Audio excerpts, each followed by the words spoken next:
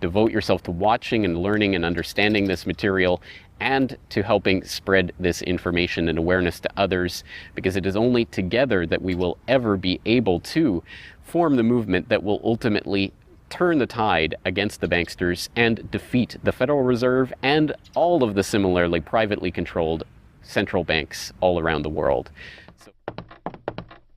Hi, I'm Buck, your personal tour guide to the Federal Reserve. I'm here to introduce you to one of the most complex but effective institutions in the United States. But don't worry, I'll explain it all in plain English. Just beside me is a roadmap of where we're going. Together, we'll walk through the Federal Reserve System, literally. And along the way, I'll show you just what goes on around here and why it's important. By the end of this tour, you too will be able to explain the Federal Reserve in plain English. There is no other agency of government which can overrule actions that we take. There is no other agency of government which can overrule actions that we take. There is no other agency of government which can overrule actions that we take. That would effectively be a takeover of monetary policy by the Congress, a repudiation of the independence of the Federal Reserve, which would be highly destructive to the stability of the financial system, the dollar, and our national economic situation. The Federal Reserve does not own any gold at all. We have not owned gold since 1934.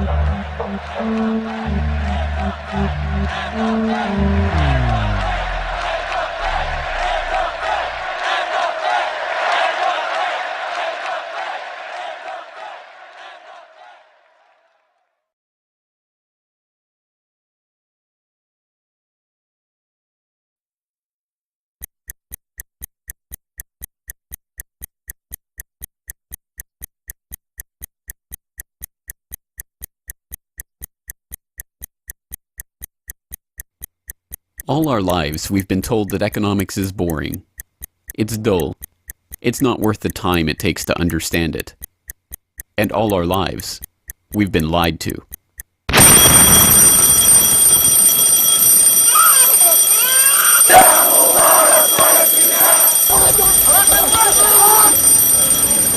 War, poverty, revolution. They all hinge on economics, and economics all rests on one key concept. Money. Money. It is the economic water in which we live our lives. We even call it currency. It flows around us, carries us in its wake, drowns those who are not careful.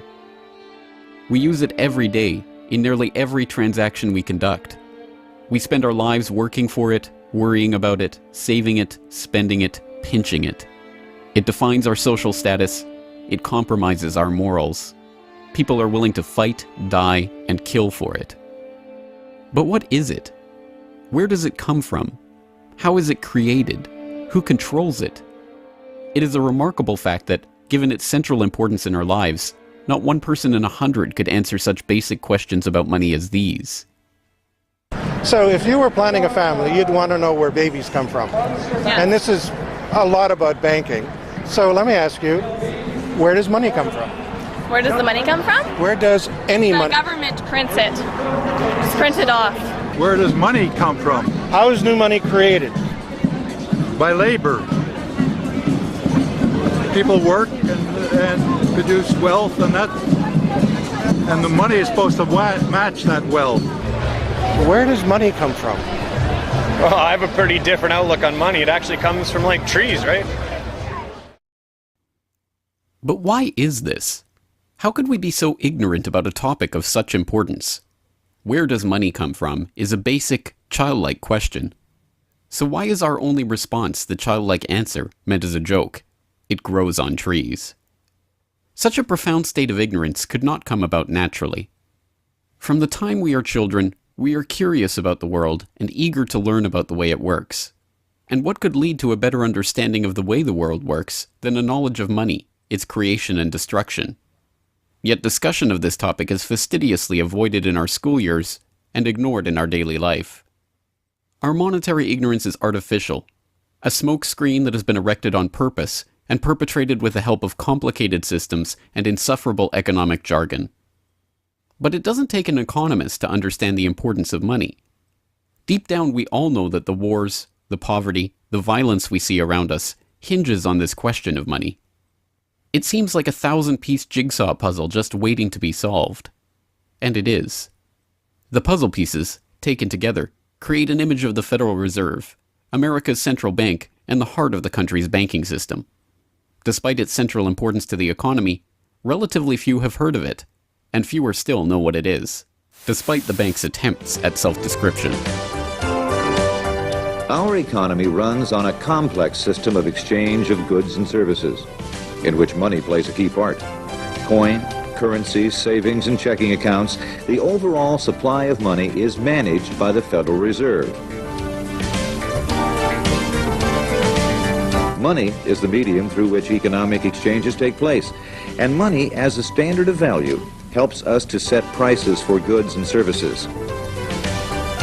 The job of managing money, monetary policy, is to preserve the purchasing power of the dollar while ensuring that a sufficient amount of money is available to promote economic growth. The Federal Reserve also promotes the safety and soundness of the institutions where we do our banking.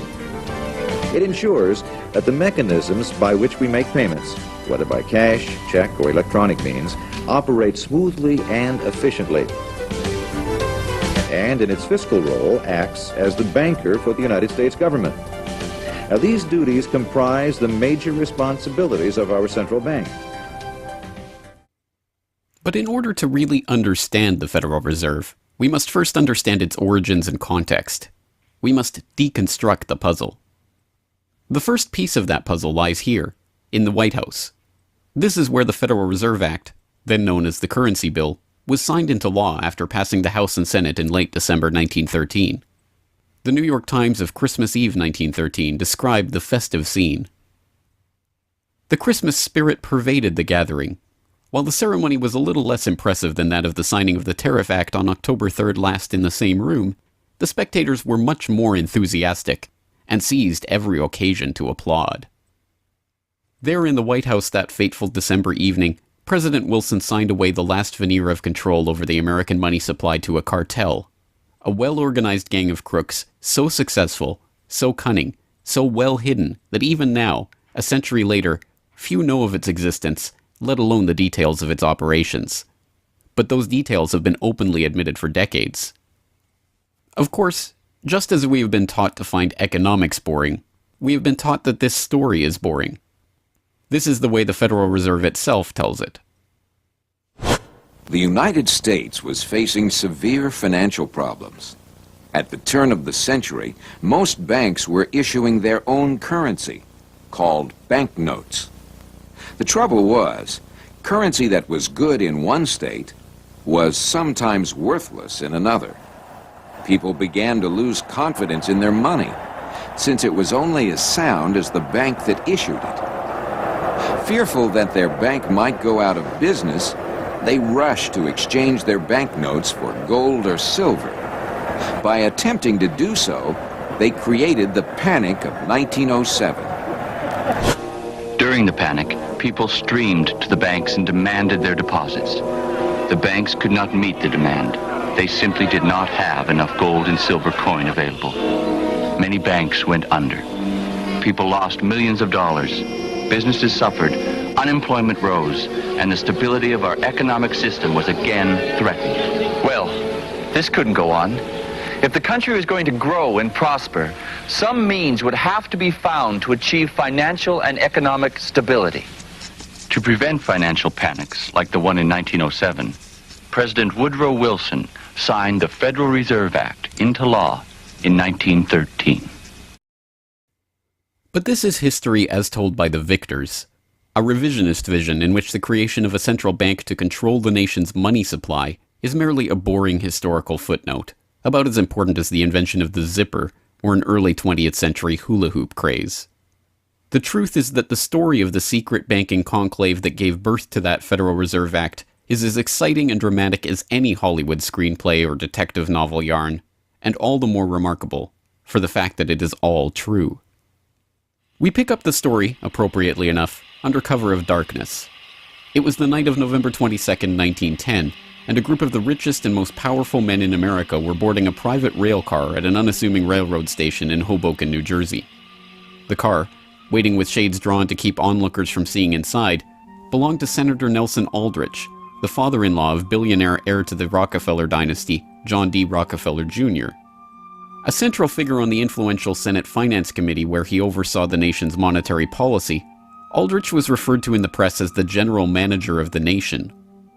Joining him that evening was his private secretary Shelton, and a who's who of the nation's banking and financial elite. A. Pyatt Andrew, the Assistant Treasury Secretary, Frank Vanderlip, President of the National City Bank of New York, Henry P. Davison, a senior partner of J.P. Morgan Company, Benjamin Strong Jr., an associate of J.P. Morgan and president of Bankers Trust Co., and Paul Warburg, heir of the Warburg banking family and son-in-law of Solomon Loeb of the famed New York investment firm Kuhn, Loeb and Company. The men had been told to arrive one by one after sunset to attract as little attention as possible. Indeed, secrecy was so important to their mission that the group did not use anything but their first names throughout the journey so as to keep their true identity secret even from their own servants and waitstaff. The movements of any one of them would have been reason enough to attract the attention of New York's voracious press, especially in an era where banking and monetary reform was seen as a key issue for the future of the nation. A meeting of all of them, now that would surely have been the story of the century. And it was. Their destination? The secluded Jekyll Island off the coast of Georgia, home to the prestigious Jekyll Island Club whose members included the Morgans, Rockefellers, Warburgs, and Rothschilds. Their purpose? Davison told intrepid local reporters who had caught wind of the meeting that they were going duck hunting. But in reality, they were going to draft a reform of the nation's banking industry in complete secrecy. G. Edward Griffin, the author of the best-selling The Creature from Jekyll Island and a longtime Federal Reserve researcher, explains. What happened is that the banks decided that since there was going to be legislation anyway to control their industry, that they wouldn't just sit back and wait and see what happened and cross their fingers that it would be okay. They decided that to do what so many cartels do today, they decided to take the lead. And they would be the ones calling for regulations and reform. They like the word reform. And the American people are suckers for the word reform. You just put that into any corrupt piece of legislation, call it reform, and people say, oh, I'm all for reform. And so they vote for it or accept it. So that's what they were doing. They decided we will reform our own industry. In other words, we will create a cartel, and we will give the cartel the power of government. We'll take our cartel agreement so that we can self-regulate to our advantage, and we'll call it the Federal Reserve Act. And then we'll take this cartel agreement to Washington and convince those idiots there to pass it into law. And that basically was the strategy. It was a brilliant strategy. Of course, we see it happening all the time, and certainly in our own day today, we see the same thing happening in other cartelized industry. Right now, we're watching it unfold in the field of healthcare, but at that time, it was banking, all right? And so the banking cartel wrote their own rules and regulations, called it the Federal Reserve Act, got it passed into law, and it was very much to their liking because they wrote it. And in essence, what they had created is a set of rules which made it possible for themselves to regulate their industry, but they went even beyond that. In fact, it's clear to me when I was reading their letters and their conversations at the time and the debates that they never dreamed that Congress would go along and also give them the right to issue the nation's money supply. I mean, not only were they now going to regulate their own industry, which is what they started out as wanting to do, but they got this incredible gift that they didn't dream would be given to them, although they were negotiating for it. And that was Congress gave them the authority to issue the nation's money. And Congress gave away the sovereign right to issue the nation's money to the private banks. And so all of this was in the Federal Reserve Act, and the American people were joyous because they were told And they were convinced that this was finally a means of controlling this big creature from Jekyll Island. Amazingly enough, they were successful, not just in conspiring to write the legislation that would eventually become the Federal Reserve Act, but in keeping that conspiracy a secret from the public for decades. It was first reported on in 1916 by Bertie Charles Forbes, the financial writer who would later go on to found Forbes magazine, but it was never fully admitted until a quarter century later when Frank Vanderlip wrote a casual admission of the meeting in the February 9, 1935 edition of the Saturday Evening Post. I was as secretive, indeed as furtive, as any conspirator. I do not feel it is any exaggeration to speak of our secret expedition to Jekyll Island as the occasion of the actual conception of what eventually became the Federal Reserve System. Over the course of their 9 days of deliberation at the Jekyll Island Club, they devised a plan so overarching, so ambitious, that even they could scarcely imagine that it would ever be passed by Congress. As Vanderlip put it, discovery of our plan, we knew, simply must not happen, or else all our time and effort would be wasted. If it were to be exposed publicly that our particular group had got together and written a banking bill, that bill would have no chance whatever of passage by Congress. So what precisely did this conclave of conspirators devise at their Jekyll Island meeting? A plan for a central banking system to be owned by the banks themselves, a system which would organize the nation's banks into a private cartel that would have sole control over the money supply itself. At the end of their 9-day meeting, the bankers and financiers went back to their respective offices content in what they had accomplished. The details of the plan changed between its 1910 drafting and the eventual passage of the Federal Reserve Act, but the essential ideas were there. But ultimately, this scene on Jekyll Island, too, is just one piece of a larger puzzle.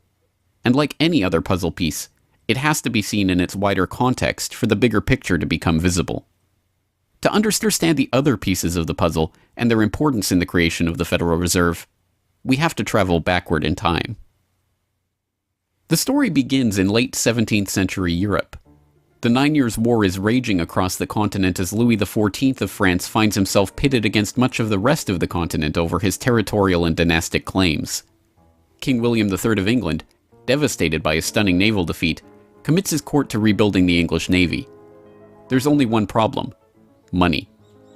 The government's coffers have been exhausted by the waging of the war, and William's credit is drying up. A Scottish banker, William Patterson, has a banker's solution. A proposal to form a company to lend £1 million to the government at 6% plus £5,000 management fee, with the right of note issue. By 1694, the idea has been slightly revised, a £1.2 million loan at 8% plus £4,000 for management expenses. But it goes ahead. The magnanimously titled Bank of England is created. The name is a carefully constructed lie, designed to make the bank appear to be a government entity. But it is not. It is a private bank owned by private shareholders for their private profit, with a charter from the king that allows them to print the public's money out of thin air and lend it to the crown.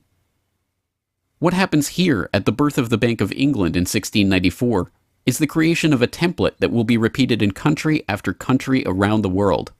A privately controlled central bank lending money to the government at interest, money that it prints out of nothing. And the jewel in the crown for the international bankers that creates this system is the future economic powerhouse of the world, the United States. In many important respects, the history of the United States is the history of the struggle of the American people against the banksters that wish to control their money. By the 1780s, with colonies still fighting for independence from the crown, the bankers will get their wish. In 1781, the United States is in financial turmoil. The Continental, the paper currency issued by the Continental Congress to pay for the war, has collapsed from overissue and British counterfeiting. Desperate to find a way to finance the end stages of the war, Congress turns to Robert Morris, a wealthy shipping merchant who was investigated for war profiteering just 2 years earlier. Now, as Superintendent of Finance of the United States from 1781 to 1784, he is regarded as the most powerful man in America, next to General Washington. In his capacity as Superintendent of Finance, Morris argues for the creation of a privately owned central bank deliberately modeled on the Bank of England that the colonies were supposedly fighting against. Congress, backed into a corner by war obligations and forced to do business with the bankers just like King William in the 1690s, acquiesces and charters the Bank of North America as the nation's first central bank. And exactly as the Bank of England came into existence loaning the British Crown £1.2 million, the BNA started business by loaning $1.2 million to Congress. By the end of the war, Morris has fallen out of political favor and the Bank of North America's currency has failed to win over a skeptical public. The BNA is downgraded from a national central bank to a private commercial bank chartered by the state of Pennsylvania. But the bankers have not given up yet. Before the ink is even dry on the Constitution, a group led by Alexander Hamilton is already working on the next privately owned central bank for the newly formed United States of America.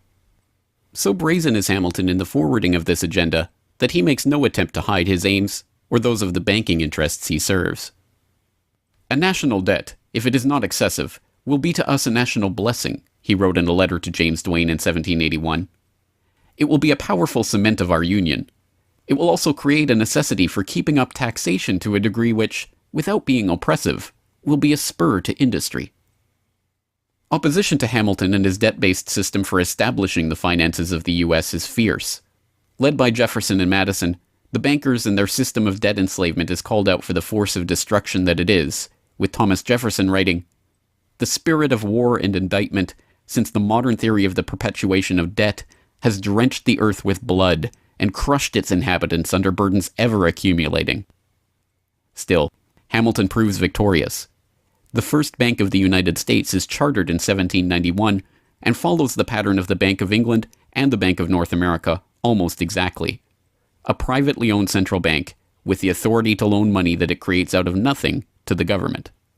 In fact, it is the very same people behind the new bank as were behind the old Bank of North America. It was Alexander Hamilton, Robert Morris's former aide, who first proposed Morris for the position of financial superintendent, and the director of the old Bank of North America, Thomas Willing, is brought in to serve as the first director of the first Bank of the United States. Meet the new banking bosses, same as the old banking bosses. In the first 5 years of the bank's existence, the U.S. government borrows $8.2 million from the bank, and prices rise 72%. By 1795, when Hamilton leaves office, the incoming Treasury Secretary announces that the government needs even more money and sells off the government's meager 20% share in the bank, making it a fully private corporation. Once again, the U.S. economy is plundered while the private banking cartel laughs all the way to the bank that they created. By the time the bank's charter comes due for renewal in 1811, the tide has changed for the money interests behind the bank. Hamilton is dead, shot to death in a duel with Aaron Burr. The bank-supporting Federalist Party is out of power. The public are wary of foreign ownership of the central bank, and what's more, don't see the point of a central bank in time of peace. Accordingly, the charter renewal is voted down in the Senate, and the bank is closed in 1811. Less than a year later, the U.S. is once again at war with England.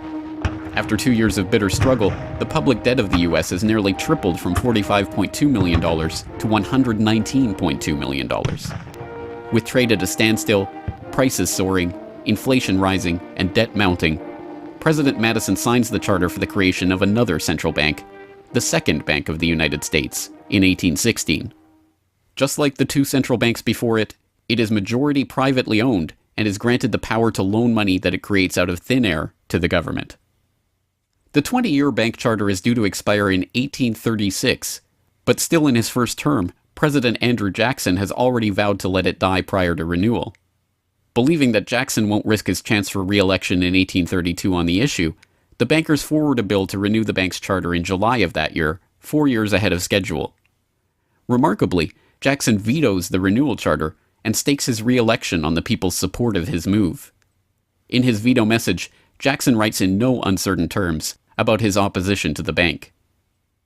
Whatever interest or influence, whether public or private, has given birth to this act, it cannot be found either in the wishes or necessities of the executive department, by which present action is deemed premature, and the powers conferred upon its agent not only unnecessary, but dangerous to the government and country.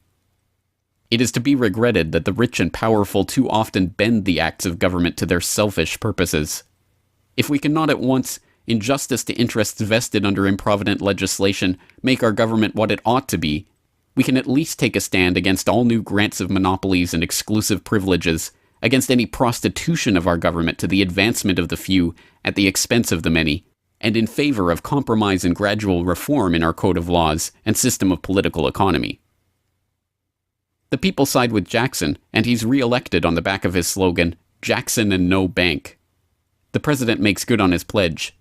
In 1833, he announces that the government will stop using the bank and will pay off its debt. The bankers retaliate in 1834 by staging a financial crisis and attempting to pin the blame on Jackson, but it's no use. On January 8, 1835, President Jackson succeeds in paying off the debt, and for the first and only time in its history, the United States is free from the debt chain of the bankers. In 1836, the Second Bank of the United States charter expires, and the bank loses its status as America's central bank. It is 77 years before the bankers can regain the jewel in their crown, but it is not for lack of trying. Immediately upon the death of the bank, the banking oligarchs in England react by contracting trade, removing capital from the US, demanding payment in hard currency for all exports, and tightening credit. This results in a financial crisis known as the Panic of 1837, and once again Jackson's campaign to kill the bank is blamed for the crisis. Throughout the late 19th century, the United States is rocked by banking panics brought about by wild banking speculation and sharp contractions in credit. By the dawn of the 20th century, the bulk of the money in the American economy has been centralized in the hands of a small clique of industrial magnates, each with a near monopoly on a sector of the economy. There are the Astors in real estate, the Carnegies and the Schwabs in steel, the Harrimans, Stanfords, and Vanderbilts in railroads, the Millens and the Rockefellers in oil.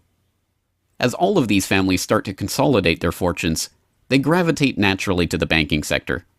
And in this capacity, they form a network of financial interests and institutions that centered largely around one man, banking scion and increasingly America's informal central banker in the absence of a central bank, John Pierpont Morgan. John Pierpont Morgan, or Pierpont as he prefers to be called, is born in Hartford, Connecticut in 1837 to Junius Spencer Morgan, a successful banker and financier. Morgan rides his father's coattails into the banking business, and by 1871 is partnered in his own firm, the firm that was eventually to become J.P. Morgan and Company. It is Morgan who finances Cornelius Vanderbilt's New York Central Railroad. It is Morgan that finances the launch of nearly every major corporation of the period, from AT&T to General Electric to General Motors to DuPont. It is Morgan who buys out Carnegie and creates the United States Steel Corporation, America's first billion-dollar company. It is Morgan who brokers a deal with President Grover Cleveland to save the nation's gold reserves by selling $62 million worth of gold to the Treasury in return for government bonds. And it is Morgan who, in 1907, sets in motion the crisis that leads to the creation of the Federal Reserve. That year, Morgan begins spreading rumors about the precarious finances of the Knickerbocker Trust Company, a Morgan competitor and one of the largest financial institutions in the United States at the time. The resulting crisis, dubbed the Panic of 1907, shakes the U.S. financial system to its core. Morgan puts himself forward as a hero, boldly offering to help underwrite some of the faltering banks and brokerage houses to keep them from going under. After a bout of hand-wringing over the nation's finances, a congressional committee is assembled to investigate the Money Trust, the bankers and financiers who brought the nation so close to financial ruin and that wield such power over the nation's finances. The public follows the issue closely, and in the end a handful of bankers are identified as key players in the Money Trust's operations, including Paul Warburg, Benjamin Strong Jr., and J.P. Morgan. Andrew Gavin Marshall, editor of the People's Book Project, explains. At the beginning of the 20th century, there was an investigation following the greatest of these financial panics, which was in 1907.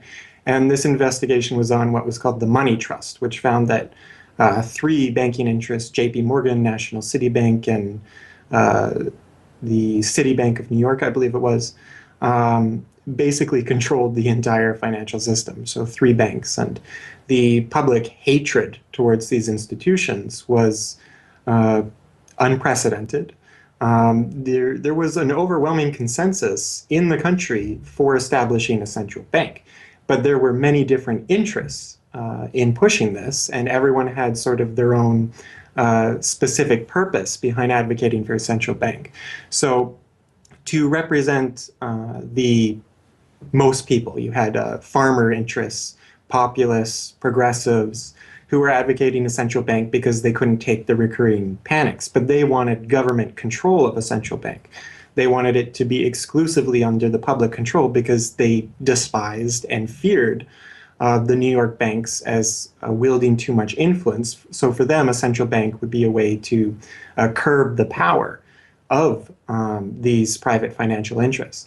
On the other hand, those same financial interests were advocating for a central bank to serve as a source of stability for their control of the system, also to act as a lender of last resort to them, and so that they would never have to face collapse, but also in order to exert more control through a central bank. The private New York banking community wanted a central bank under the exclusive control of them. There's a shocker. So you had all these various different interests which converged. Of course, the most influential happened to be the New York financial houses, which were more aligned with European financial houses than they were with any other element in American society.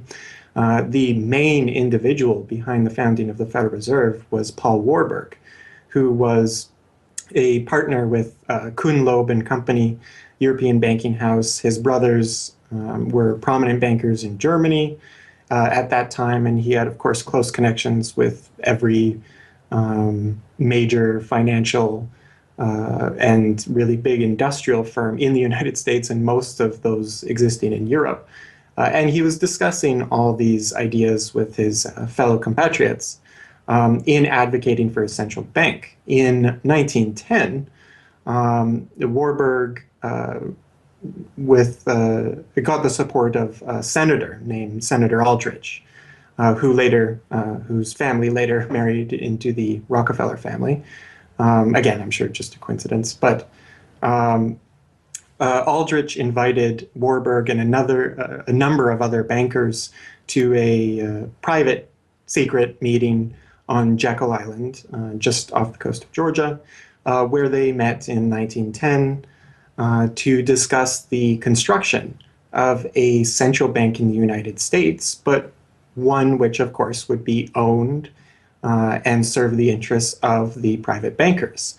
Aldrich then, in 1911, presented this as the Aldrich Plan or the Aldrich Bill in the U.S. Congress, and it was actually voted out.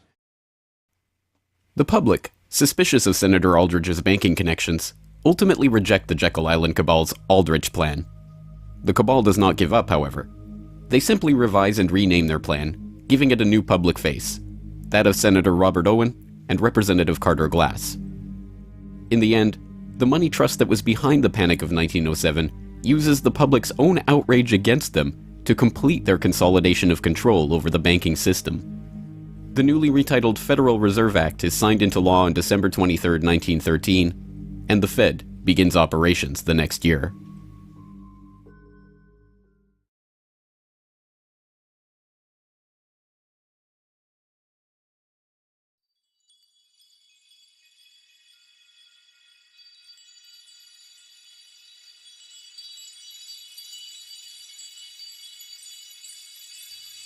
So how does the Federal Reserve System work? What does it do? Who owns and controls it? These are the basic questions that would get to the heart of the fundamental question, what is money? And that is why the answer to these questions have been shrouded in impenetrable economic jargon. Even the Federal Reserve's own educational propaganda, which has an unusual tendency towards cutesy animation and talking down to its audience, has a difficult time summarizing the Fed's mission and responsibilities. According to the Fed, to achieve these goals, the Fed, then and now, combines centralized national authority through the Board of Governors, remember that on the map, with a healthy dose of regional independence through the reserve banks. A third entity, the Federal Open Market Committee, brings together the expertise of the first two in setting the nation's monetary policy. Precisely what imaginary gaggle of schoolchildren is this economic gibberish aimed at? The simple truth, hidden behind the sleight of hand of economic jargon and magisterial titles, is that a banking cartel has monopolized the most important item in our entire economy: money itself. We are taught to think of money as the pieces of paper printed in government printing presses or coins minted by government mints. While this is partially true, in this day and age, the actual notes and coins circulating in the economy represent only a tiny fraction of the money in existence. Over 90% of the money supply is in fact created by private banks as loans that are payable back to the banks at interest. Although this simple fact is obscured by the wizards of Wall Street and gods of money who want to make the money creation process into some special art of alchemy carefully overseen by the government, the truth is not hidden from the public.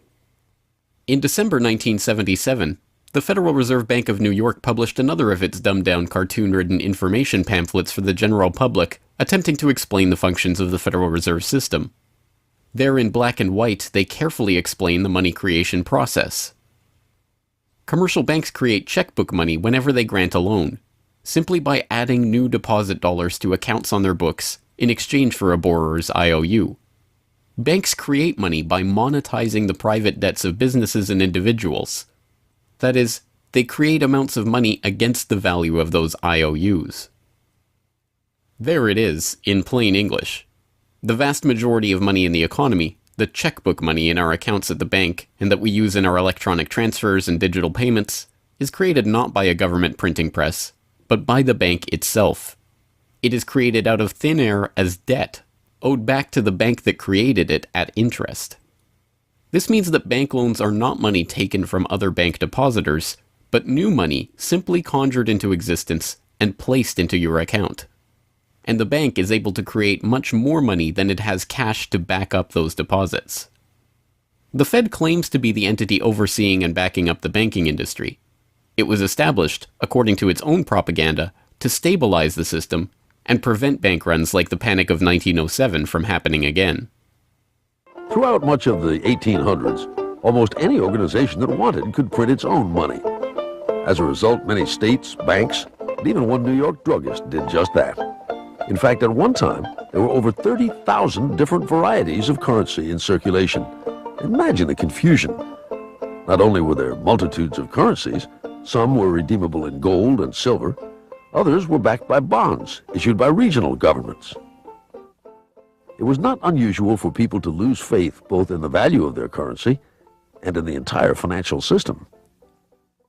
With many people trying to withdraw their deposits at once, sometimes the banks didn't have enough money on hand to pay their depositors. Then, when the funds ran out, the banks suspended payment temporarily, and some even closed. People lost their entire savings, and sometimes regional economies suffered. Obviously, something had to be done, and in 1913, something was. In that year, President Woodrow Wilson signed into effect the Federal Reserve Act. This act created the Federal Reserve System to provide a safer and more stable monetary and banking system. If that was indeed its aim, it signally failed to do so in running up one of the greatest bubbles in American history to that point in the 1920s, just a decade after its creation. The popping of that bubble, of course, led directly into the Great Depression and one of the greatest periods of mass poverty in American history. Economists have long argued that the Fed itself was the cause of the Depression by its complete mismanagement of the money supply. As former Federal Reserve Chairman Ben Bernanke admitted in a speech commemorating Fed critic Milton Friedman's 90th birthday, regarding the Great Depression, "You're right, we did it. We're very sorry. But thanks to you, we won't do it again." Price stability is another cited tenet of the Federal Reserve's mandate. But here, too, the Fed has completely failed to live up to its own standards. Aside from the banking system, the Federal Reserve has another responsibility that's probably even more important. It's in charge of something called monetary policy. Basically, it means trying to keep prices stable to avoid inflation. Say you buy a CD today for $14. But what if next year the price of the CD jumped to $20 or $50? Not because of a change in supply or demand, but because all prices were going up. That's inflation. There are a lot of different causes of inflation, but one of the most important is too much money. The Fed can adjust the money supply by injecting money into the system electronically or by withdrawing money from the economy. Think of it. The Federal Reserve has the ability to create money and make it disappear. What's most important is what happens as a result. Anytime the supply of money is altered, the effects are felt throughout the economy. The Fed's methods have changed over time to take advantage of the latest computers and electronics, but its mission remains the same: to aim for stable prices, full employment, and a growing economy. 100 years ago, in 1913, the Fed was created, and we've marked it with a vertical line there. Consumer prices now are about 30 times higher than they were when the Fed was created in 1913. Paper money, too, is the responsibility of the Federal Reserve. Hence the dollars in circulation are not Treasury notes, not bills of credit, but Federal Reserve notes, debt-based notes backed up, ultimately, by the government's own promise to pay. It's sovereign bonds backed up by the taxpayers themselves. At one time, the Federal Reserve banks were legally required to keep large stockpiles of gold in reserve to back up these notes. But that requirement was abandoned, and today the notes are backed up mostly by government securities. The Fed no longer keeps any actual gold on its books, but gold certificates issued by the Treasury and valued not at the spot price of $1,300 per troy ounce, but an arbitrarily fixed statutory price of $42 2/9 per ounce. But I do have one question. During the crisis or any time that you're aware of, has the Federal Reserve or Treasury participated in any gold swaps arrangements? The Federal Reserve does not own any gold at all. We have not owned gold since 1934.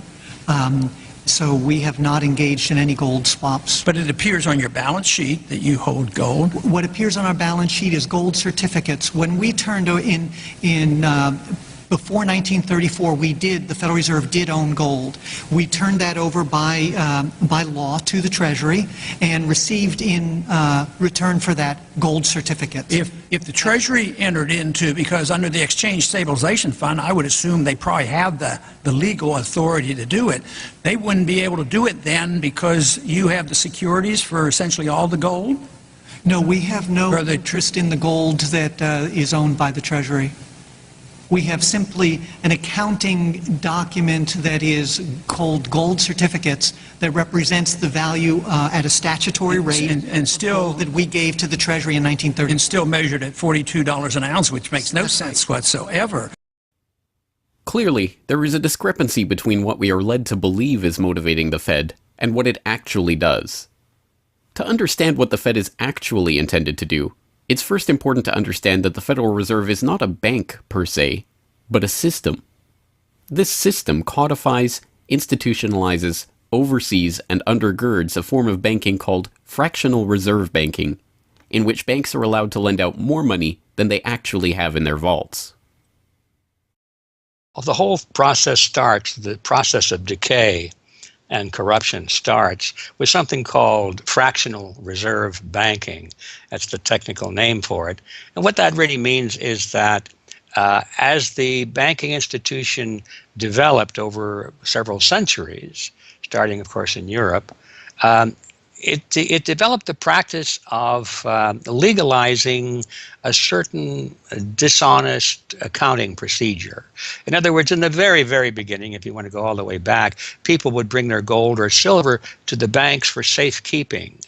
And they say, give us a paper receipt. And we don't want to guard our silver and our gold because, people could come in the middle of the night and they could kill us or tie us up and threaten us, and they'll get our gold and silver, so we can't really guard it. We'll take it to the bank and have them guard it, and we just want a paper receipt so that we can take the receipt back and get our gold anytime we want. And so in the beginning, money was receipt money. They could then, instead of changing or exchanging the gold coins, they could exchange the receipts, and people would accept the receipts just as well as the gold, knowing they could get the gold. And so these paper receipts being circulated were, in essence, the very first examples of paper money. Well, the banks learned early on that game that here they were sitting on this pile of gold and all these paper receipts out there. People weren't bringing the receipts in anymore. Very few of them, maybe 5%, maybe 7% of the people would bring in their paper receipts and ask for the gold. So they said, why don't we just sort of give more receipts out than we have gold? they'll never know because we only are asked at the best 7% of it, so we can create more receipts for gold than we have, and we can collect interest on that because we'll loan that into the economy and we'll charge interest on this money that we don't really have. And it's a pretty good gimmick, don't you think? And well, yeah, of course. And so that's how fractional reserve banking started. And now it's institutionalized, and they teach it in school. No one ever questions the integrity of it or the ethics of it. They say, well, that's the way banking works. And isn't it wonderful that we now have this flexible currency and we have prosperity and all of this sort of thing? So it all starts with this concept of fractional reserve banking. The trouble is with that is it works most of the time, but every once in a while, there are a few ripples that come along that are a little bit bigger than the other ripples, and maybe one of them is a wave, and more than 7% will come in and ask for their gold. Maybe 20% will come in, or 30%. And well, now the banks are embarrassed because the fraud is exposed. They say, well, we don't have your gold. What do you mean you don't have my gold? I gave it to you and put it on deposit, and you said you'd safeguard it. Well, we don't have it. We loaned it out. So then the word gets out, and everybody and their uncle comes and lines up for their gold. And of course, they don't have it, and the banks are closed. They have bank holidays, and the banks are embarrassed. They go out of business. People lose their savings, and you have these terrible banking crashes that were ricocheting all around the world prior to this time. And that's what caused the concern. One of the things that caused the concern of the American people, they didn't want that anymore. They wanted to put a stop to that.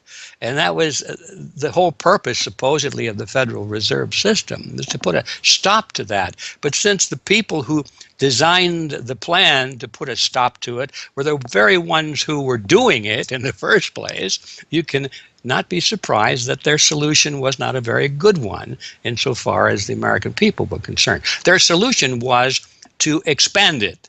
Not to control it, but to expand it. See, prior to that time, this little game of fractional reserve banking was localized at the state level.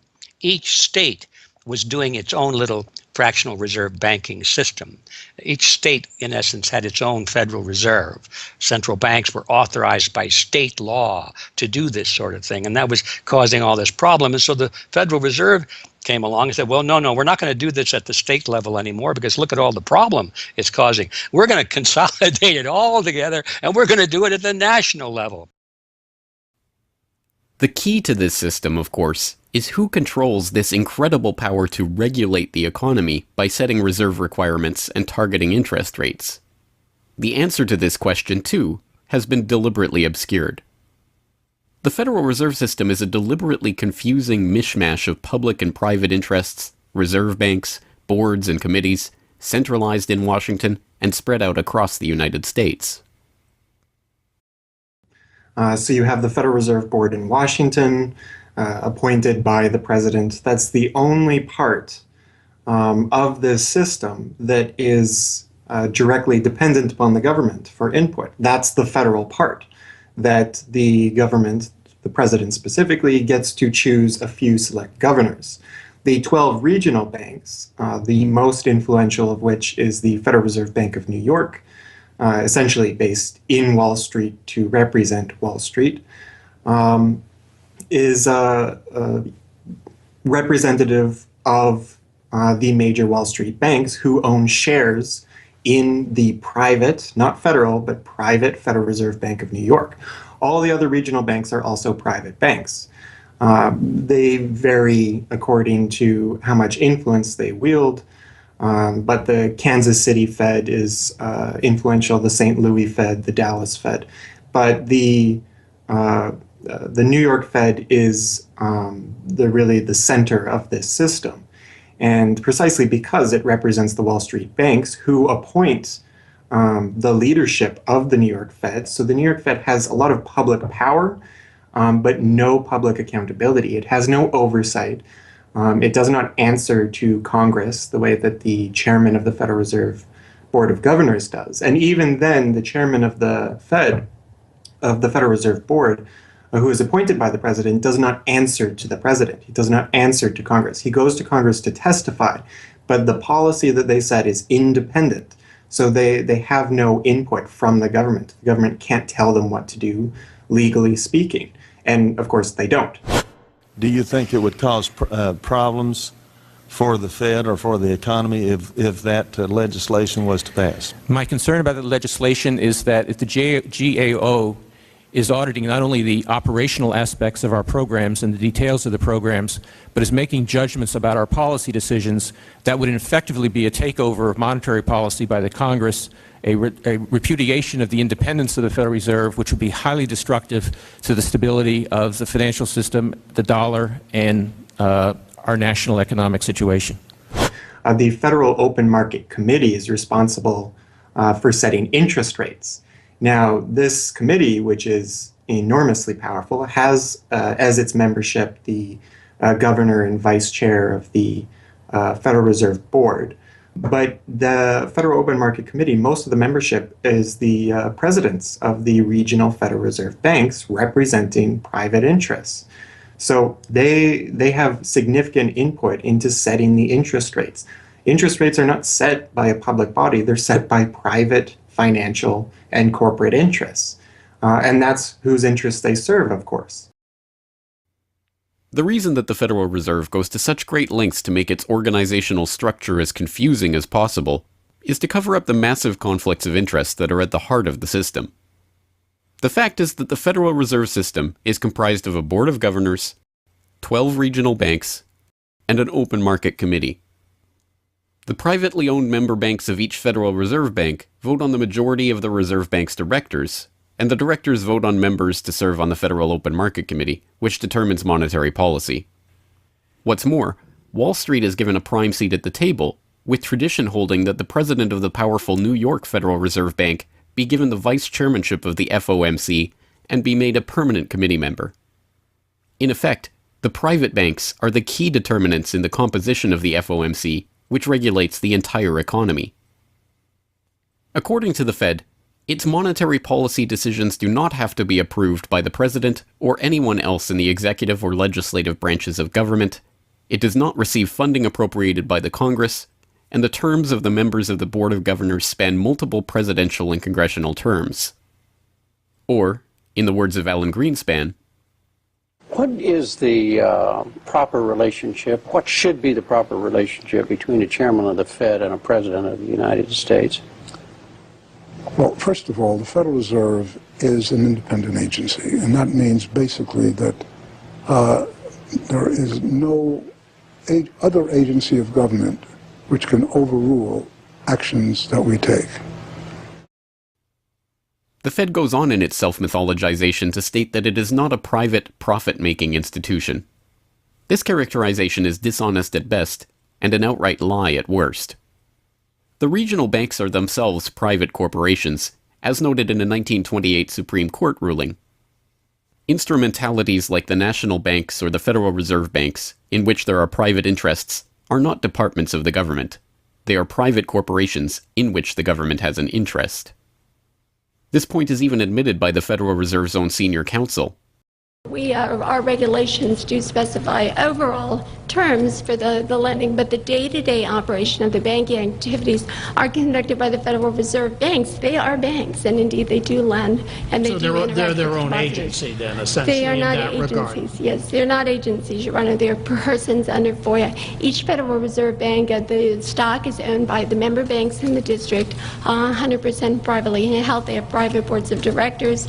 Majority of those boards are appointed by the independent banks, private banks in the district. They're not agencies. These private corporations issue shares that are held by the member banks that make up the system, making the banks the ultimate owners of the Federal Reserve Banks. Although the Fed's profits are returned to the Treasury each year, the member banks' shares of the Fed do earn them a 6% dividend. According to the Fed, the fixed nature of these returns means that they are not being held for profit. Despite the dishonest nature of this description, however, it is important to understand that the bankers who own the Federal Reserve indeed do not make their money from the Fed directly. Instead, the benefits are much less obvious and much more insidious. The simplest way that this can be understood is that, as a century of history and a specific example of the last financial crisis shows, the Fed was used as a vehicle to bail out the very bankers who own the Fed banks in the most obvious example of fascistic collusion imaginable. a handful of financial institutions have enriched themselves as a result of institutional speculation on a large scale, as well as manipulation of the market. And secondly, what they have done is that they have then gone to their governments and said, well, we are now in a very difficult situation and you need to lend us, you need to give us money so that we can retain the stability of the financial system. And who actually lends the money or brokers the public debt? The same financial institutions which are the recipients of the bailout, okay? And so what you have is a circular process. It's a diabolical process. You're lending money, you're not lending money. You're handing money to the large financial institutions, and then this is leading up to a mounting public debt in the trillions, okay? And then you say to the financial institutions, we need to establish a new set of treasury bills and government bonds, etc., which of course are sold to the public, but they are always brokered through the financial institutions, which establish their viability and so on and so forth. And the financial institutions will probably buy part of this public debt. So that in effect what the government is doing is financing its own indebtedness through the bailouts. It hands money to the banks, but to hand the money to the banks, it becomes indebted to those same financial institutions, and then it says, well, we now have to emit large amounts of public debt. Please, can you help us? And then the banks will say, well, your books are not quite in order. And then the government will say, well, obviously they're not in order because we've just handed you $1.4 trillion of bailout money, and we're now in a very difficult situation, so we need to borrow money from the people who are, in fact, the recipients of the bailout. So this is really what we're dealing with. We're dealing with a circular process. The 2008 crisis and subsequent bailouts are merely the latest and most brazen examples of the fundamental conflicts of interest at the heart of America's privately owned central banking system. Beginning with the collapse of Lehman Brothers in September of that year, the Federal Reserve embarked on an unprecedented program of bailouts and special zero-interest lending facilities for the very banks that had caused the subprime meltdown in the first place. By the cartelization of the Federal Reserve structure, and thus not by accident, it was the very bank presidents who had overseen their banks' lending practices that ended up in the director positions of the Federal Reserve banks that voted on where to direct the trillions of dollars in bailout money. And unsurprisingly, they directed it toward their own banks. A stunning 2011 Government Accountability Office report examined $16 trillion of bailout facilities extended by the Fed in the wake of the crisis and exposed numerous examples of blatant conflicts of interest. Jeffrey Immelt, chief executive of General Electric, served as a director on the board of the Federal Reserve Bank of New York. At the same time, the Fed provided $16 billion in financing to General Electric. JP Morgan Chase chief executive Jamie Dimon, meanwhile, was also a member of the board of the New York Fed during the period that saw $391 billion in Fed emergency lending directed to his own bank. In all, Federal Reserve Board members were tied to $4 trillion in loans to their own banks.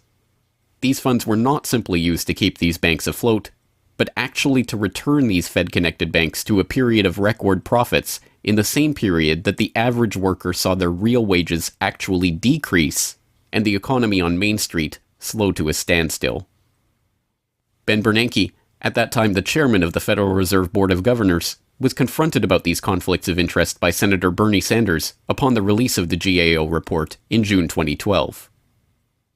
Senator, you raised an important point, which is that this is not something the Federal Reserve created. This is in the statute. Congress in the Federal Reserve Act said this is the governance of the Federal Reserve, and more specifically that bankers would be on the board. And 6 out of 9. Sorry? 6 out of 9 in the regional banks are come from the banking industry. That's correct, and that is in the law. And right. I'll answer your question, though. The answer to your question is that Congress set this up. We have tried, I think we've made it into something useful and valuable. We do get information from it. But if Congress wants to change it, of course, we will work with you to find alternatives. Bernanke is completely right.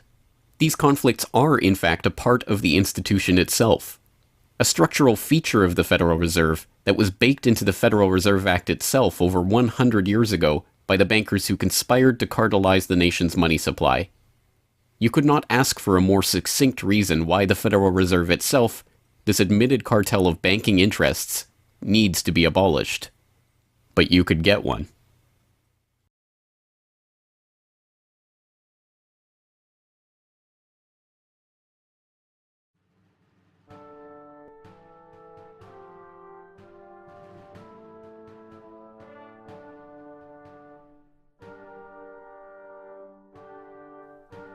We now know that for centuries, the people of the United States have been at war with the international banking oligarchs. That war was lost, seemingly for good, in 1913, with the creation of the Federal Reserve. With the passage of the Federal Reserve Act, President Woodrow Wilson consigned the American population to a century in which the money supply itself has depended on the whims of the banking cabal. A century of booms and busts, bubbles and depressions, has led to a wholesale redistribution of wealth toward those at the very top of the system. At the bottom, the masses toil in relative poverty, single-income households becoming double-income households out of necessity, their quality of life being slowly eroded as the Federal Reserve notes that pass for dollars are themselves devalued. Worse yet, the fraud itself perpetuates Alexander Hamilton's persistent myth that a national debt is necessary at all. The US is now locked into a system whereby the government issues bonds to generate the funds for their operations, bonds that are backed up by the taxation of the public's own labor. The perpetrators of this fraud, meanwhile, remain in the shadows, largely ignored by a general public that could instantly recognize the latest Hollywood heartthrob or pop idol, but have no clue what the head of Goldman Sachs or the New York Fed does, let alone who they are.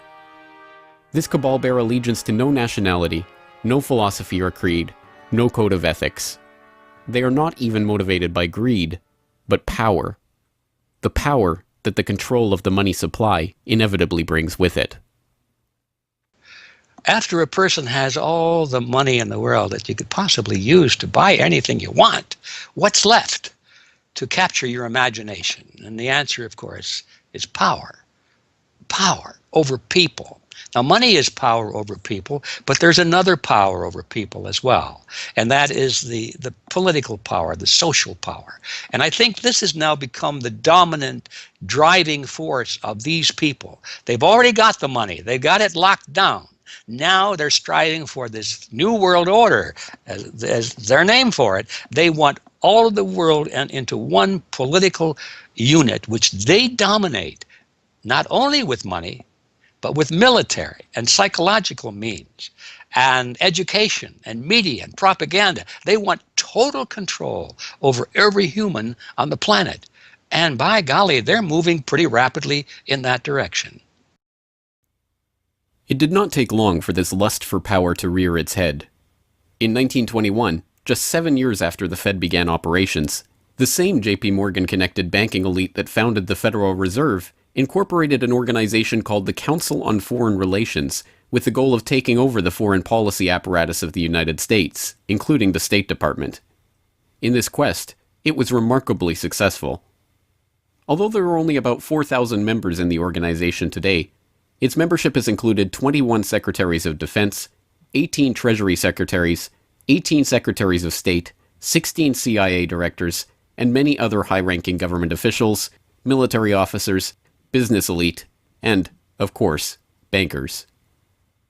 The first director of the CFR was John W. Davis, J.P. Morgan's personal lawyer and a millionaire in his own right. Together with its sister organizations in Britain and elsewhere around the world, these groups would work together toward what they called a New World Order of total financial and political control directed by the bankers themselves. As Carroll Quigley, noted Georgetown historian and mentor of Bill Clinton, wrote in his 1966 work, Tragedy and Hope, A History of the World in Our Time, the powers of financial capitalism had a far-reaching aim, Nothing less than to create a world system of financial control in private hands, able to dominate the political system of each country and the economy of the world as a whole. This system was to be controlled in a feudalist fashion by the central banks of the world acting in concert, by secret agreements arrived at in frequent private meetings and conferences. The apex of the system was to be the Bank for International Settlements in Basel, Switzerland, a private bank owned and controlled by the world's central banks, which were themselves private corporations. This is why the bankers and their partners in government and business conspired to bring about the 2008 crisis. Not for the pursuit of money, but power. In the same way the bankers used the panic of 1907 to consolidate their control over the money supply, they hope to use the 2008 crisis and subsequent panics, which they themselves have created, to consolidate their political control. The International Summit for the Global Financial Crisis has been expanded from G7 to G20 because the leading 7 developed countries cannot solve the crisis alone.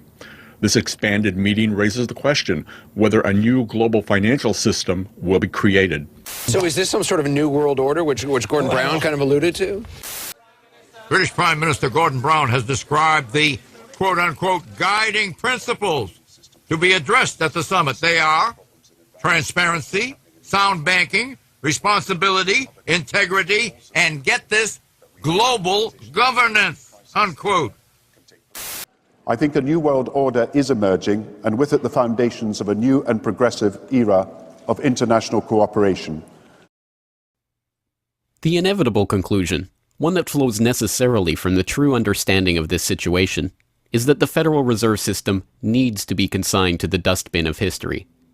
After a century of enslavement, it is time for the American public to finally throw off the bankers' debt chains.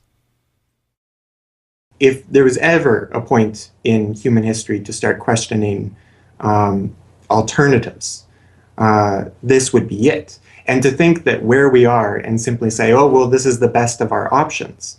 How many of the best options lead to self-destruction? Doesn't sound like a best option.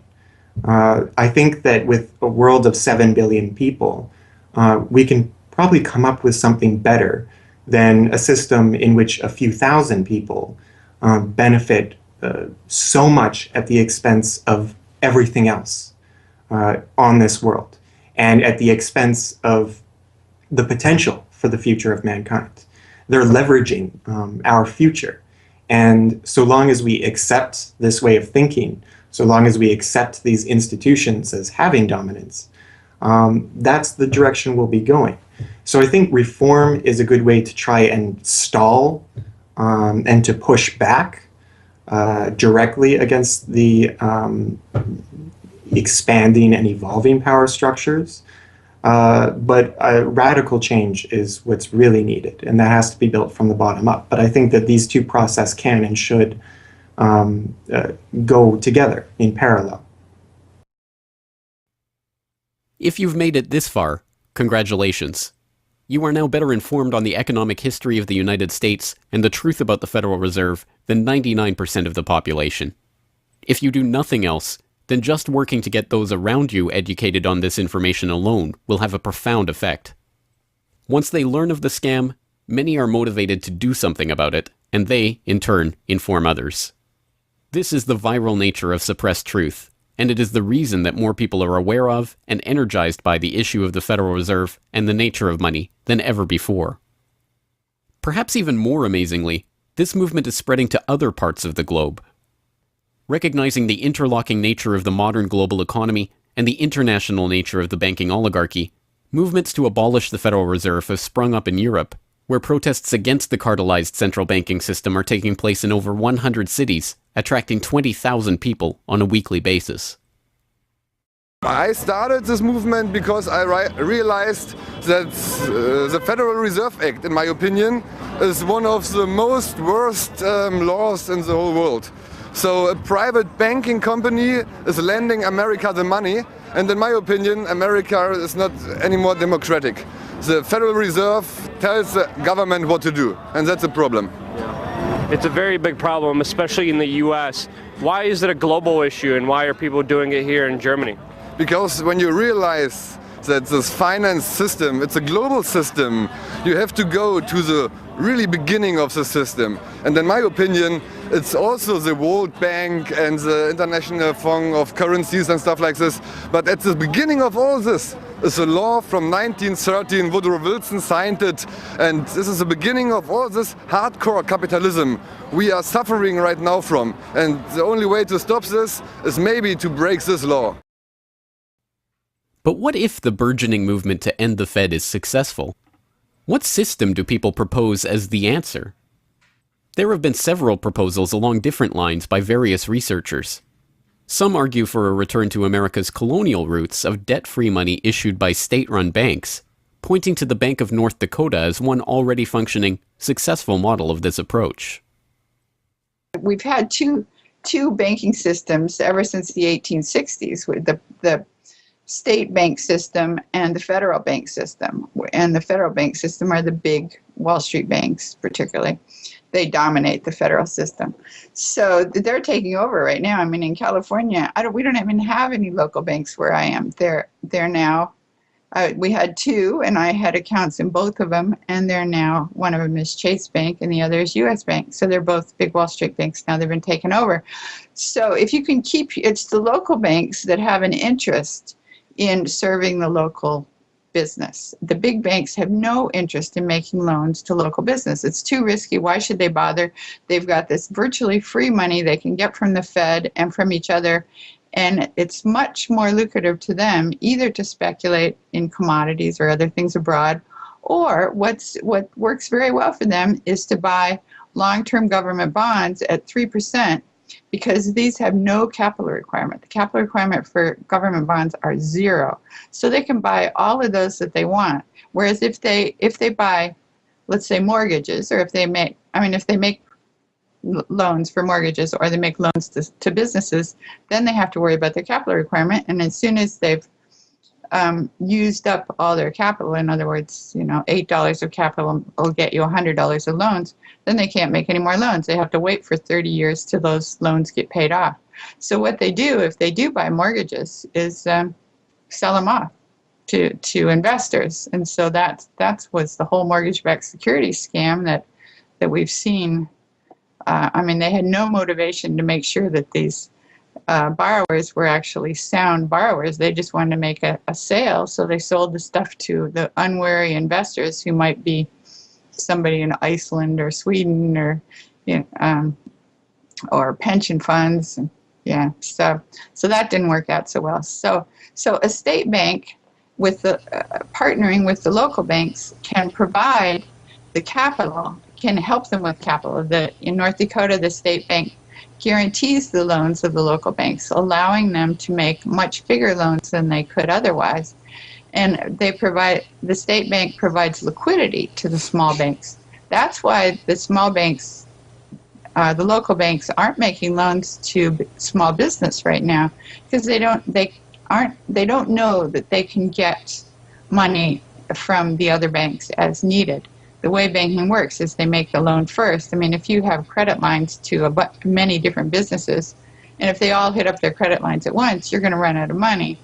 So you don't dare do that unless you know that you can get short-term loans from the other banks. And what's happening right now, even though there's $1.6 trillion in excess reserves sitting on the books of the big banks, they're not available to the little banks. And the reason is because the Fed is paying 0.25% interest on those reserves. So the banks have no incentive to lend them to the little banks. Why let go of them when you can make just as much keeping them, and then you still have your reserves, and you can use them as collateral to buy bonds or something that'll make you more money. So the whole system is messed up. And in North Dakota, the Bank of North Dakota provides the liquidity for these local banks.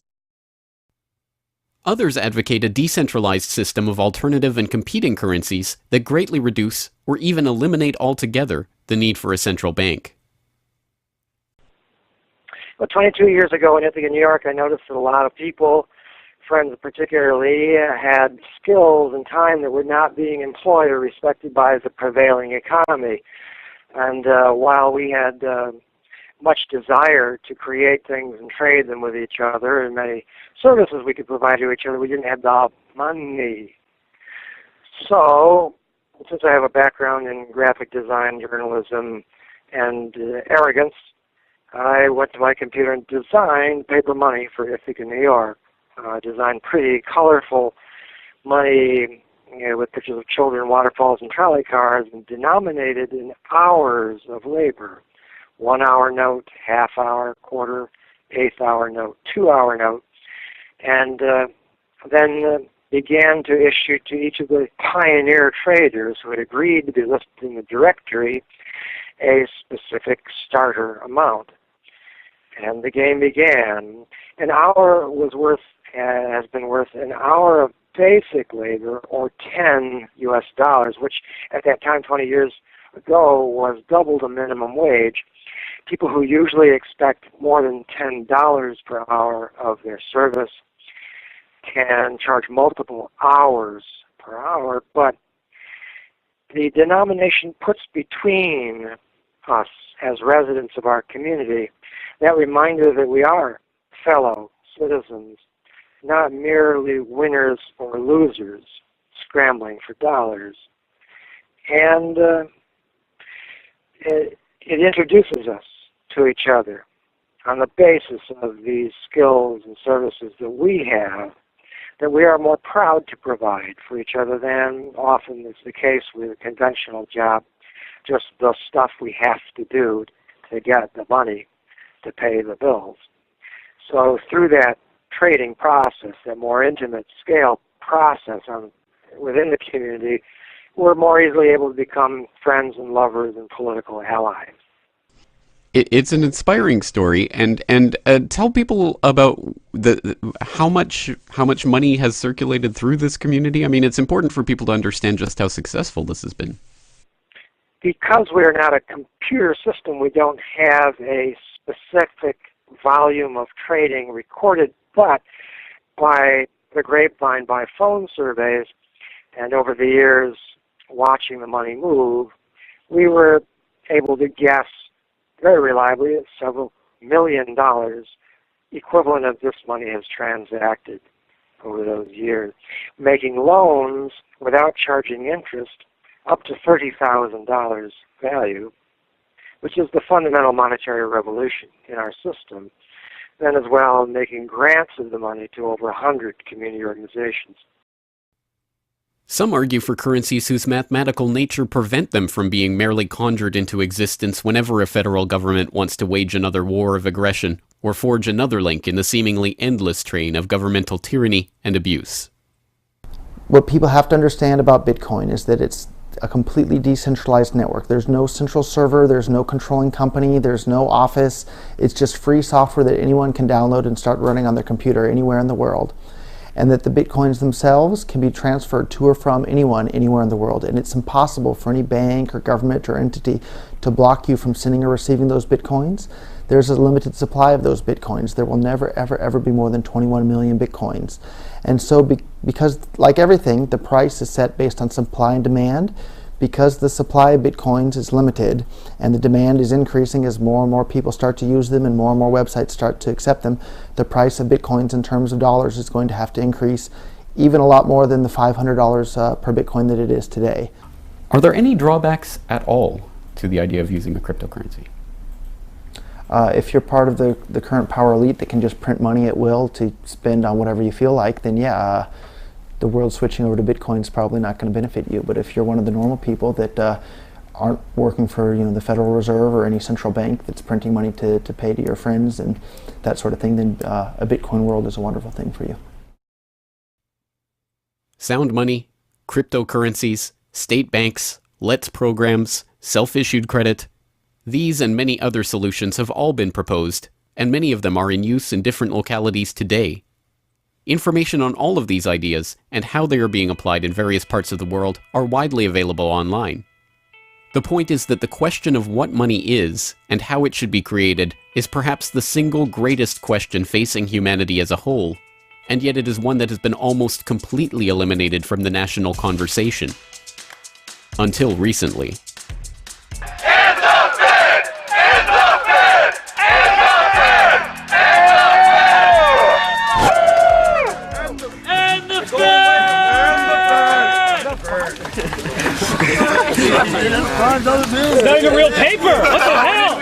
And the Fed! And the Fed! And the Fed! And the Fed!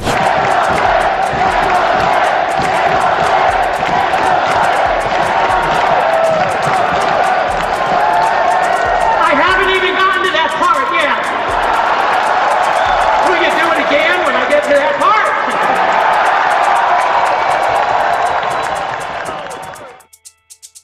And so the rest of the story is now in our hands.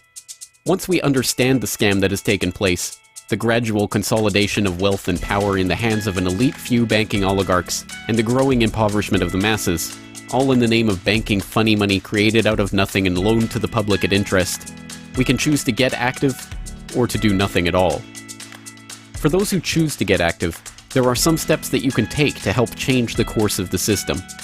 First, follow the links and resources from the transcript of this documentary at corbettreport.com/Federal Reserve to familiarize yourself with the history, the connections, and the functions of the Federal Reserve System.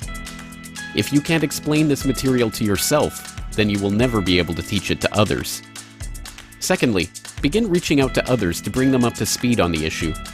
It can be as simple as broaching this conversation in the Monday morning water cooler talk, or passing out a copy of this documentary, or sending out links to this information to your email list. Insert this topic into your conversations. When people start talking about the national debt, or the state of the economy, or other political talking points, get them to question the roots of these issues, and why there is a national debt at all. Thirdly, when you are able to find or create a group of like-minded people in your area who are engaged with the issue, start a study group on the issue and its solutions. The study group can help source alternative or complementary currencies in the local area, or, if none exist already, the group can form the basis for a community of local businesses and customers who are willing to start experimenting with ways to wean themselves off of the Federal Reserve notes. Fourthly, use the resources at corbettreport.com, including the Federal Reserve information flyer, or hold DVD screenings to attract interest in your group and draw others into studying the true nature of the monetary system. The work of building up an alternative to the current system can seem daunting, even at times overwhelming. But it is important to keep in mind that the Federal Reserve System that seems so monolithic today has only been around for 1 century. Central banks have been defeated in America before, and they can be defeated again. The question of how we decide to change this system is not rhetorical. It will either be answered by an informed, engaged, active population working together to create viable alternatives and to dismantle the current system, or it will be answered by the same banking oligarchy that has been controlling the money supply, and indeed the lifeblood of the country, for generations. Now, 1 century after the creation of the Federal Reserve System, we have a choice to make. Whether the next century, like the one before it, will be a century of enslavement, or, transformed by the actions and choices that we make in the light of this knowledge, a century of empowerment.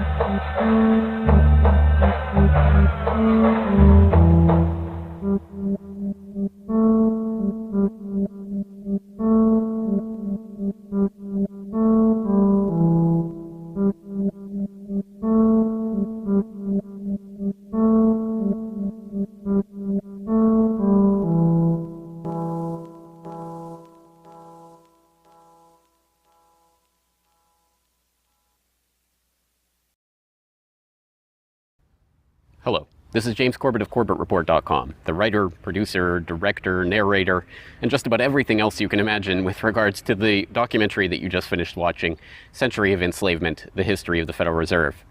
As I mentioned towards the end of that documentary, if you've made it this far, then you are now better informed about the Federal Reserve, its origins, what it is, how it functions, and why it must be opposed than 99% of the general public. And if you've made it this far, then you are obviously one of the very few who is very eager and motivated to join the rising tide of free humanity that is seeking to throw off the debt chains of the banksters in the United States and around the world. And if you are so motivated, then I have some treats for you. I have some resources that I'd like to direct you to. As I mentioned again towards the end of that documentary, there are some resources up at CorbettReport.com that I hope will help you in your quest to better inform yourself and better inform others about the Federal Reserve System. Because once again, if you can't explain this to yourself, then how could you ever hope to explain it to anyone else? So I think the first quest that we must all engage in is to improve our own understanding of the Federal Reserve System and how it functions, and then to spread that information to others. And on that note, once again, if you go to CorbettReport.com, you'll be able to find, first and foremost, this documentary itself is, of course, 100% freely available online, which you would know because you're watching this right now. So, of course, there will be links to the YouTube version of this documentary or the downloadable MP4 version on my website. There's also audio MP3 files available for download. All of those, again, freely open to the public, and I do encourage you to send them out to others if you do find it to be a valuable resource yourself. And once you're there at CorbettReport.com, you'll find not only the documentary itself, but also a transcript of the documentary, complete with hyperlinks to all of the source documents, videos, articles, all of the information that was used to compile this documentary. So I hope that will be a valuable resource, again, for people who are looking to put this information together in a way that makes sense in their own head, and so that they can see where all of this information is coming from, much of it sourcing from the Federal Reserve itself. So I hope that the hyperlinked transcript will be valuable to people out there who are seeking to broaden their understanding of these topics. And you will also find there a news information pamphlet that I have put together with the help of Mike Krentz of MikeKrentz.com, a graphic designer who's helped me out a lot behind the scenes on the website. As you can tell from the graphics on this documentary, I'm not a graphic designer myself by trade or by training. So I certainly do appreciate Mike's help in putting this information pamphlet together. And this is just a few points that have been addressed in this video, informational points about the Federal Reserve, what it is, and some interesting little teasers to get people interested in this information. You can download and print this off from CorbettReport.com and use it however you like, handing it out to people on the street, using it as a discussion point if you hold a DVD screening, if you want to just post it up in public areas, only where allowed by law, of course. Once again, this is freely available for download and for you to print out and to use to help spread information about the Federal Reserve System. And it's available both in color and black and white, and should print nicely onto standard 8.5 by 11 letter size paper. So that will all be up there at the website, along with, of course, an actual DVD version of this documentary. Once again, if you do find this information useful, then I hope you will try to spread it to others. There are a lot of people who prefer the online link, but there will be some people who you cannot reach online. For those people, and for yourself, if you so desire, here is a physical hard copy that you can order from CorbettReport.com for 2,000 Japanese yen. That's about 20 Federal Reserve notes. Because unfortunately, we are trapped in this debt-based bankster-led system. So we do all require these pieces of paper in order to put a roof over our head and food on the table, myself included. So your support is obviously greatly appreciated. And for that 2,000 Japanese yen, about 20 Federal Reserve notes, you'll receive this documentary. Disc 1 containing the documentary itself. Disc 2, the full 1-hour interview with G. Edward Griffin. So I think, again, a valuable resource for people who are looking for more information about the Federal Reserve. So that's available at CorbettReport.com, along with all of this that we've talked about here, the information pamphlet, the hyperlink transcript, all of the various formats this is available in. Once again, I've tried to make this as straightforward as possible and also as detailed as possible, so that you can start to further your own exploration and understanding of this system that we're facing. Once again, of course, any way that you choose to get this information out to others is greatly appreciated, but if you do want to send the Corbett Report links around, the best one to use is CorbettReport.com/Federal Reserve. That will have the documentary in the YouTube format, it will have the downloadable MP3 and MP4 formats, it will have the transcript, it will have the downloadable information pamphlet, And it will also have a link to buy the DVD. So all of that will be there at corbettreport.com/Federal Reserve. Please send people there if you're going to send people anywhere. So once again, I really do salute you for taking time out of your busy day, out of your schedule, to devote yourself to watching and learning and understanding this material, and to helping spread this information and awareness to others, because it is only together that we will ever be able to form the movement that will ultimately turn the tide against the banksters and defeat the Federal Reserve and all of the similarly privately controlled central banks all around the world. So once again, thank you for your time and attention. I'm James Corbett of CorbettReport.com.